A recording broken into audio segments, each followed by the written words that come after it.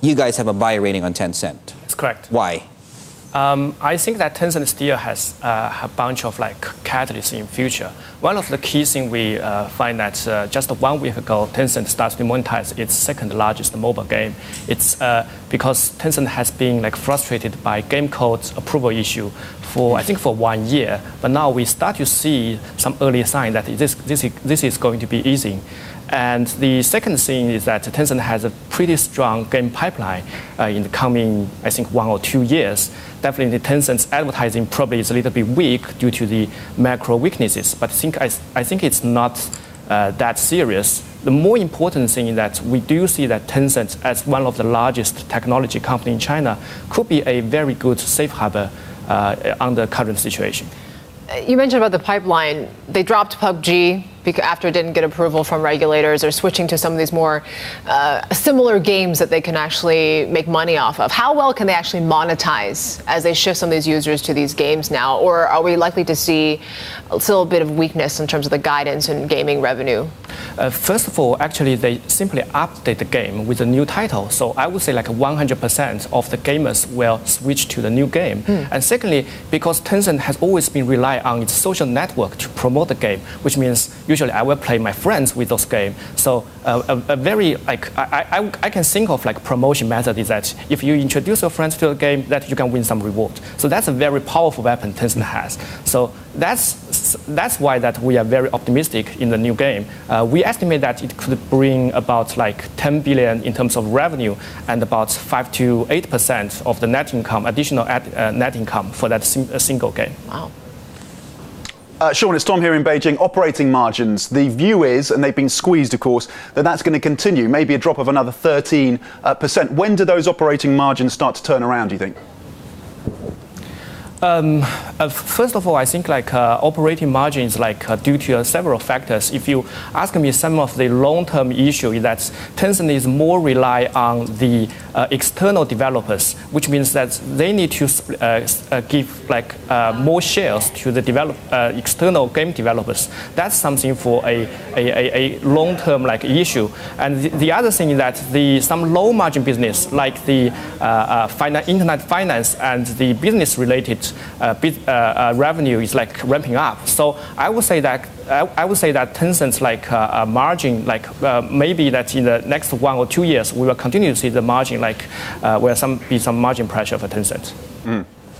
Sean, you can't really talk about Tencent without also talking about the other big player in the room, Alibaba. We got a terminal showing how Alibaba has outpaced Tencent in terms of revenue growth since June 2016, almost consistently. Why wouldn't you just be investing all of your capital in Alibaba rather than Tencent? What's going on that what is Alibaba doing right that Tencent isn't quite getting at this point in terms of revenue growth? Well, I think that first of all, if there's one stock I'm going to choose, I would rather go to Alibaba because I think simply for the valuation, Alibaba now is trading between 25 to 30, whereas Tencent is trading at 35 to 40 something.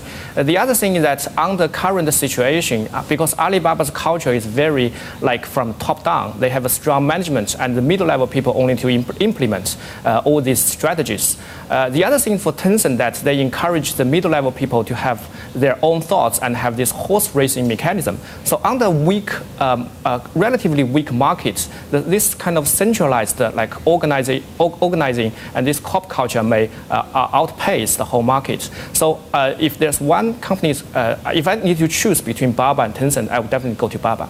Okay, so who has a better management team? Well, I would say Baba. They have I think that they have, as I said, that it's more for the corp culture thing. So Baba has a strong, very high level management team. It's very visionary and try to implement their own strategy to the very low level people. Whereas Tencent really actually encourage the mid level people to form their own product. I think these are very two different corp culture.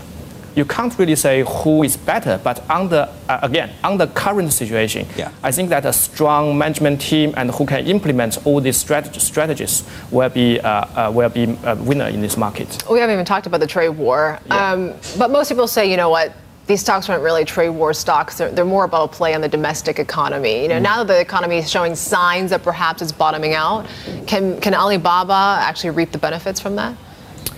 First of all, actually, the direct impact to e-commerce platform is limited because if you look at the cross-border e-commerce, like whole market only takes about 3 to 4% of the total e-commerce market. But I think that's more from the demand side. I think that's because if you go back to like in January or last December or something, you will find that China's consumers' sentiment is really weak. That really impacts people's perception towards Alibaba. But I think that after that, my impression is that from January to May, that is something. I think the people's sentiment is slightly recovering. So I guess that in future that because. If you say what's the goods category is going to most impacted by trade war, that will be like those electronic devices and also home appliance. That only takes about 10 to 15% of Alibaba. So Alibaba is more heavily rely on apparels and like the clothing, this stuff. This will be less impacted by trade war.